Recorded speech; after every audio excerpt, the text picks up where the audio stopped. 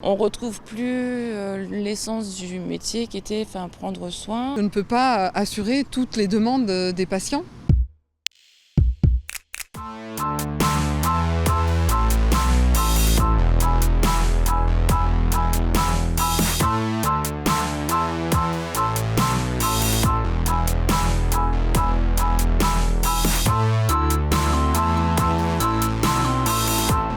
On peut considérer que Hippocrate est une sorte d'inventeur de l'éthique médicale et que ce serment, au cours des siècles, a servi de référence à ce que pouvait faire, à ce que devait faire, à ce que ne devait pas faire un médecin dans l'exercice de sa profession.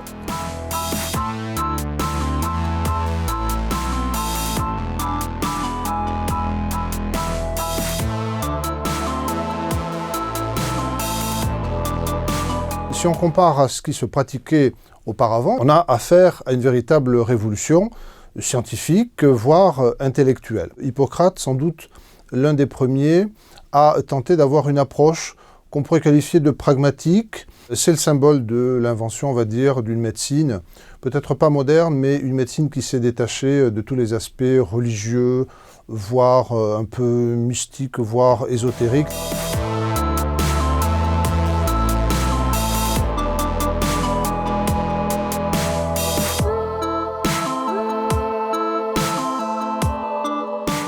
C'est un contrat, on pourrait dire, juridique, un engagement du médecin à ne pas livrer ses secrets à n'importe qui. C'est la deuxième partie du contrat. Le bon médecin, il doit s'abstenir de faire un certain nombre de choses. Par exemple, la séparation entre la médecine et la chirurgie, elle est déjà précisée par le serment d'Hippocrate. Le serment d'Hippocrate inclut également une sorte de secret. Alors, ce n'est pas exactement le secret médical, mais on va demander une certaine discrétion. Il ne doit pas jouer les voyeurs, entre guillemets, il doit se contenter de soigner son malade. Admis dans l'intérieur des maisons, mes yeux ne verront pas ce qui s'y passe. Ma langue taira les secrets qui me seront confiés. Et surtout, il doit soigner tous les malades, quels que soient les rapports qu'il peut avoir avec le dit malade. Si le malade est étranger, eh bien il faut le soigner. Si le malade est un ennemi, il faut également le soigner. Il ne faut pas avoir d'a priori. Hippocrate disait la médecine est sœur de la philosophie et que quelque part, le meilleur des médecins est un peu philosophe.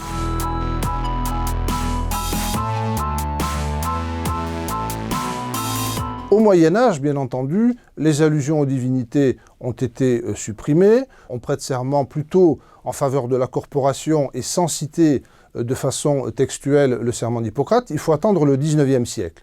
Le XIXe siècle est de grandes éditions, de grandes traductions de la collection hippocratique. À ce moment-là, on a retrouvé ce serment et on a considéré que, à la rigueur, si on mettait de côté l'invocation à Apollon, eh bien on avait une véritable éthique. Alors il faut attendre le XXe siècle pour que la mode, si on peut employer ce terme, de la prestation de serment à partir du texte d'Hippocrate revienne et se mette en place.